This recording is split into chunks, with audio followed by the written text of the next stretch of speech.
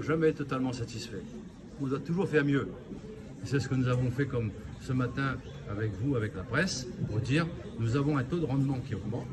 C'est-à-dire que nous avons fait donc du bon travail. Je tiens à féliciter bien sûr les services de la CINO, mais aussi nos délégataires, parce que tous, ensemble, on travaille pour l'amélioration donc, de l'adduction d'eau potable pour nos administrés. Donc ça veut dire que satisfait, certes, mais pas encore totalement. C'est 100 millions d'euros d'investissement. C'est arriver à une qualité donc, de l'eau potable à Sainte-Suzanne, à Saint-Denis et à Sainte-Marie, non pas en moyenne de 98%, mais à 100% comme Sainte-Suzanne par exemple. Donc ça veut dire, c'est possible à Sainte-Suzanne, c'est possible partout ailleurs.